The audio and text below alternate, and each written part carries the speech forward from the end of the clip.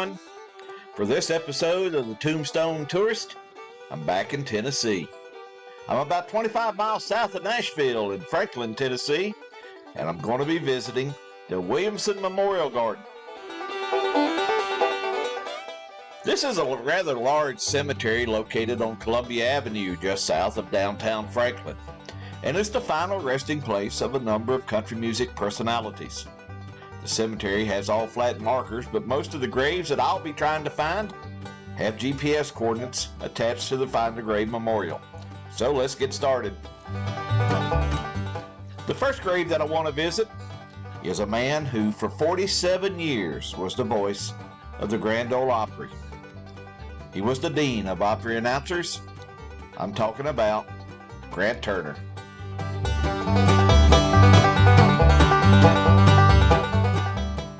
Jesse Granderson Turner was born on May 17, 1912, near Abilene, Texas. While still in high school, a young Grant started performing as Ike and his guitar on a local radio station. In addition to performing, he was soon hired as one of the station's announcers. Upon graduating from high school, Grant went off to college where he majored in journalism. This led to newspaper jobs in Texas and Louisiana. But in the 1930s, Grant left the newspaper business and returned to radio.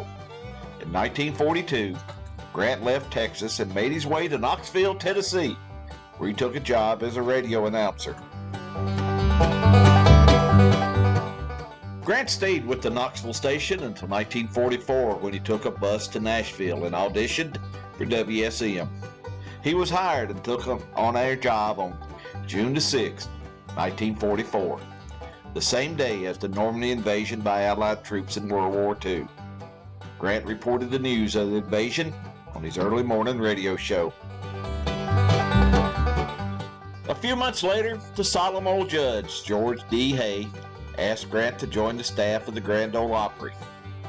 Known for his precise diction, unwavering professionalism, and engaging personality, Grant Turner served as an Opry announcer for the next 47 years.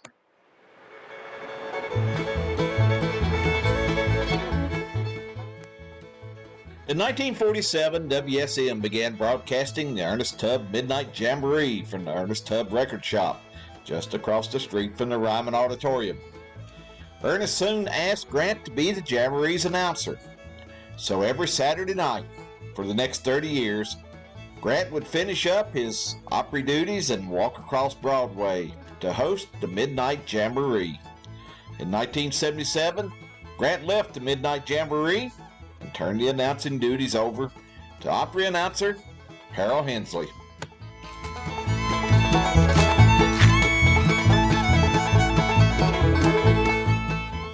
In 1975, Grant became an inaugural member of the Country Music DJs Hall of Fame.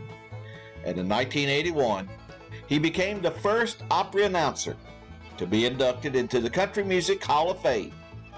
He was later joined by Ralph Emery in 2007. Grant continued as an Opry announcer right up until his death at the age of 79 on October 19, 1991.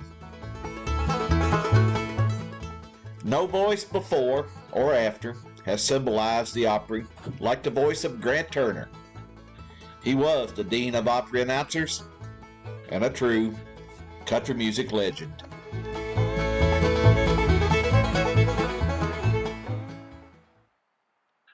Well, this is where I'm going to end this video.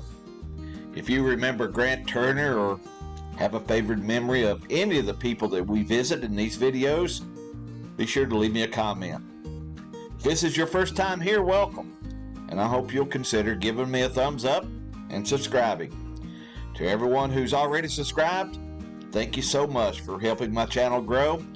Your support is very much appreciated. Now, until next time, remember, life is a journey. Take time and enjoy it, and I'll see you down the road. So long, everyone.